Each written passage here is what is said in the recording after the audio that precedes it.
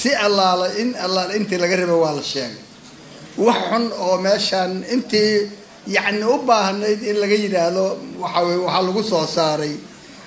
war saxaafadeedka lagu soo saaray intaasaa maaragtay waxay tahay inta nagu filan laakiin weli ma maqal hadduu diido waxaan islaamka iyo dadka muslimka ay Soomaali ay soo jeedo maxaa la yeelaya weli waxa weeye waxaan oranayaa war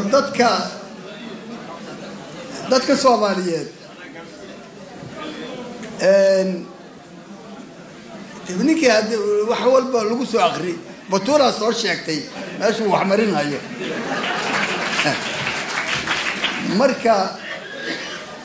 anu waxaan leeyahay qolo walba looga dacwoodo bal wax kala oran maaye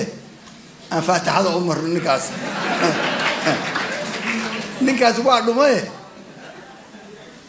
waxa weeye ilaahay aan faataxada u marno ilaahay inuu ummadiisa waxa ay rabto iyo waxa fiican inuu maaragtay yani faataxada aan u marno inuu quraan caaw faataxada aan qabato oo dadka tartiib uga tago asagoo dhibaato kale faataxa bal faataxada loo maro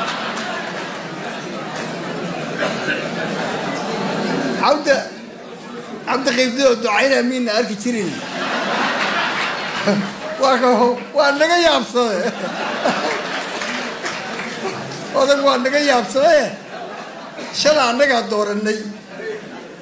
ما بقى أنت فريتها أيام دوي قعدت كرة وعري لا وربي وقعد لا وقعد قعدتي أنا كنت دورتي يعني أنا جيبها شكية وحاركي دمبيلة وين أنا هاي بركي ما وجين أنا قاعد ماذا وجهك السوق النمر ثو مركا مدن يالي مروين وحبضنا هده وحلا صار له واليري لمرة ولا عيتبه أنه فاتح لي هون كذي أو علوم كان ماشى السلام عليكم ورحمة الله وبركاته.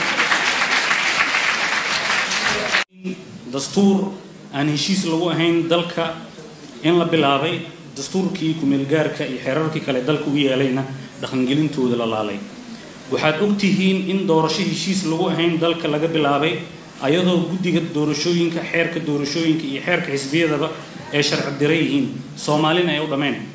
waxaad kale ogtihiin annagoo taagan baarlamaanka hortiisa podiumka oo dhaheena hala mariyo habraaci ansixinta xeerarkii dastuurkii aan heshiiska lagu ahayn iyo xeerarkii dalka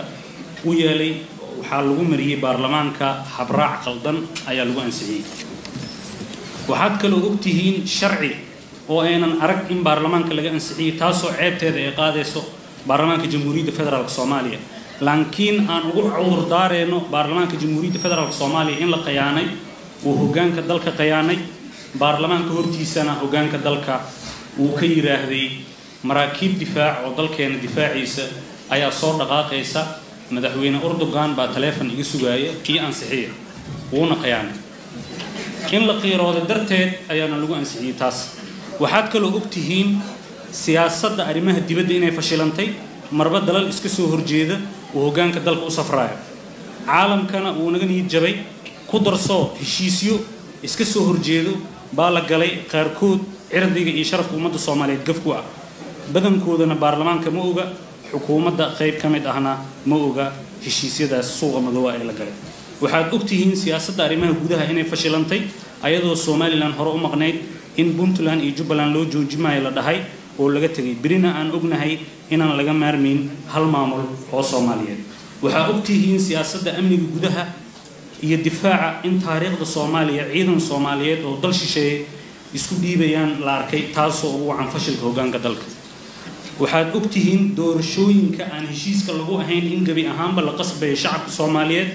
ayadoo la jirdilayo lana handadayo lana dhahayo isdiiwaangeliye ilaa iyo haddana targetka ay ugu tala galeen ay gaari la yihiin gobolka Banaadir waxaa ku nool bulsho ka badan 3 milyan 200,000 ay gaari la yihiin macnaheeda taas waxay ku tusaysaa hal xisbi ayaa isdiiwaangelinaya saasay tahayna shacabku way qasbayaan qof bin aadan oo Soomaaliya oo rabana مجرو وأبتهن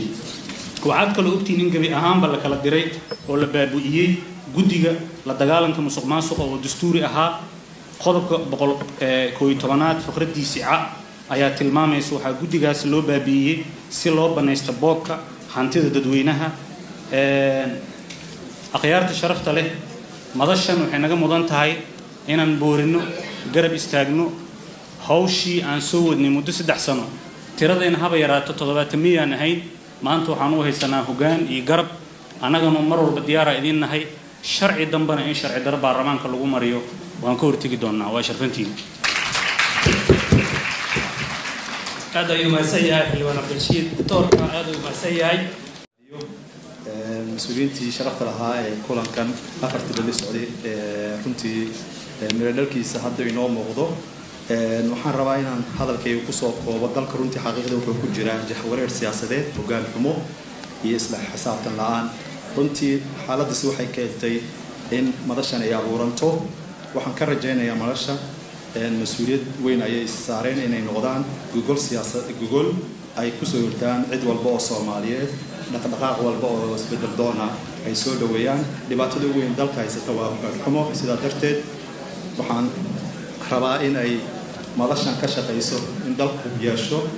madaxweyne gudoomiyaal baarlamaan iyo ra'iisul wasaarayaal iyo madax dowlad goboleed oo ka hufan musuqmaasuq iyo waxa hadda aan ku eedeynayno mas'uuliyiinta hadda xilka haysa qasaaraha ugu weyn ee hadda hortaagan waa madax banaanida baarlamaanka oo maqan waxaa isku milmay laantii fulinta iyo gudoonkii baarlamaanka koortoonaada wuxuu ku sugtay inuu yahay baarlamaankii ugu liitay abad xildhibaanaduna muxuu runtii waxay ka shaqeeyeen waxaan runtii ay dadka Soomaali jeclaysan siyaasadda arrimaha dibadda sida ka warhaysaan siyaasaddeena waxay noqotay mid isku bedesha sida maalintii habeenka waxaa gaarnay heer aan kala garan weyno dalkeena cid saaxiibka la ah dacwo kala ah waxaan dalkeena arrintan waxay dalkeena iyo dadkeena u soo jiiday sharaf dhac qorshe la'aanta dawladda iyo safarada qarsoon ee wasiiradeena ugu baxaan dalalka dibadda